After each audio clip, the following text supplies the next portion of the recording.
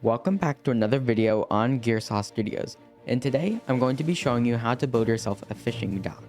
It's, kinda simple because, well, it's just a dock. However, there's a little bit more to it, like these little posts under the water, and potentially you want barrier islands, a house, stuff like that. But either way, let's get into the tutorial. Starting off, we have ourselves this nice house already built. I recommend building this, of course, near structures you've already made.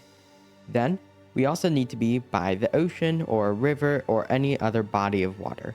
Right here, we have an inland sea, so I think that works. Now, let's start by just making a simple line of oak planks. And you can see here how it's kind of high up. We don't really want that. We want it to actually go lower. So let's make it go roughly along the terrain. And because the terrain is not perfectly 45 degrees, let's actually use slabs to make it go down, like this, where we go piece by piece, like this, and it's also a bit cheaper on you, which is really nice. And then let's go maybe 1 or 2 blocks above the water. And finally, we have this, and I think that's a pretty good slope, and then we can make this branch out. If you have a barrier island like this one, then perhaps you might want to flatten it and incorporate this into the build, maybe build a little house on it, and then we can set up our various things like a fishing dock and where we can put our boats and chest boats. Right here, we have the dock being built. We have those stairs going down to sea level 1 block above, and then we have the number 4. You don't have to do this specific shape, but I thought it worked. And of course, your build is going to look different if you do not have a barrier island like this. So I'm going to tell you instructions for both. If you have a barrier island, flatten it, and then we're going to add a small house to it later. Otherwise, it goes on the coast. Then, we need to have the dock split. If it's just a straight line, that's really boring, so let's avoid that. And additionally, we can think about what direction the build faces. In this case, it would probably be the same as that house over there, where we're intended to be looking from this direction. So you do have to keep that in mind, but it seems like my build will be facing this way instead. But yeah. We have all that, and we also have these little pillars, and these are probably kind of confusing. Why pillars here? These go every 3 blocks, and is called the Rule 5. It's 3 blocks, but it's the Rule 5 anyways. I don't know why it's called that. But anyways, we have these go around, and this provides some structure to the build. And by adding this structure, then we can have a bit more going on. We have these pillars here. So I connect them up with fence, gate, fence. And then we have blocks between. We can add some chiseled stone bricks in order to give them a little bit of contrast. And then between them, we can have stair, trapdoor stair, or any other variation of wood in order to give it an arch. Potentially, you might also want to change the dock itself right here to just upper slabs. That way, this dock doesn't look so thick. And I think I might do that. Regardless, let's have these things go along. And then let's skip the block right here because we have a barrier island. We'll add a small path and then we'll build a small fishing hut on it too. That way you can fish and not have to worry about getting killed by monsters or having to have a tower. Right here we have all those arches in place, and I also added the lighting to the build. We're using night vision though anyways. And you can see all these chiseled stone bricks, these walls on top of our posts in order to have some lanterns. It all works together very well and makes it look quite professional here. Then we have this open area for later, and we also have a gap here that I forgot to mention earlier. So this is for when you have barrier islands, or anytime your dock is really long for whatever reason. Maybe it's also a bridge, maybe there's just some other thing that's important. Well, here's the thing. Imagine I need to get through here. Like over there's something really important, and I come in through this river. I'd have to go all the way out here and over there. Instead, by adding this gap to the dock, I can sail through here and have faster transport, which means there's actually a benefit to having this build. Although I can have that nice area there, it doesn't end up blocking my path, which means there's actually a legitimate reason to build this in survival. Additionally, chest boats here. So let's imagine each one of these is filled with random archaeology things. Like I went and I did a bunch of archaeology for 3 hours in the warm ocean and the cool ocean. And then I went around through the biomes and collected all my exotic resources like bamboo.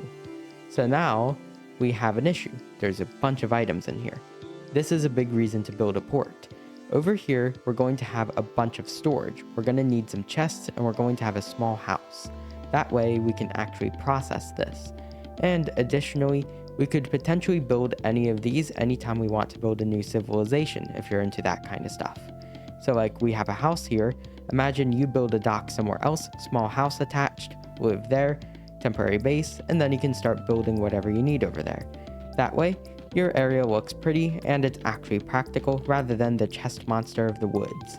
So we have all this going on, but now we need to add a little extra thing to the bottom. Under here, they're just floating. We have a full block under each one of these chiseled stone bricks, but we also need a pillar.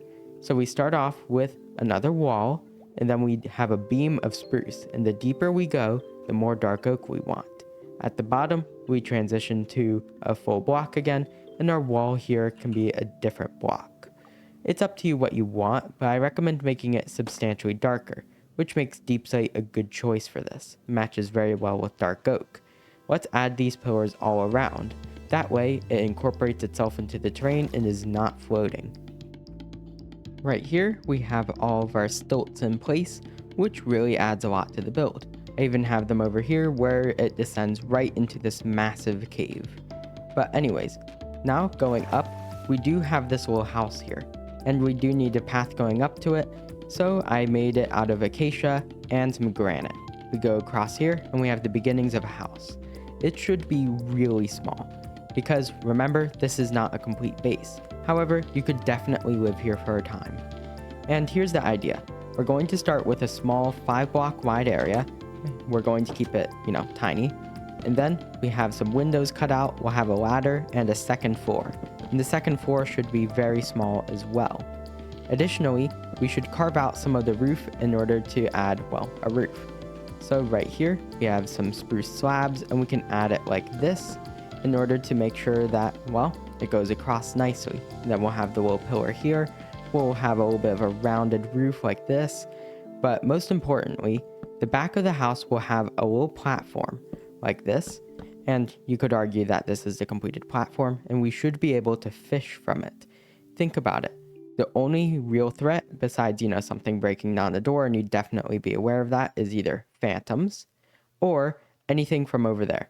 And if there is something like a skeleton, trident drowned, a raid for whatever reason because your friend was irresponsible, you can just go right back into the house and then you'll be safe again. And you can see from here, we can adequately fish.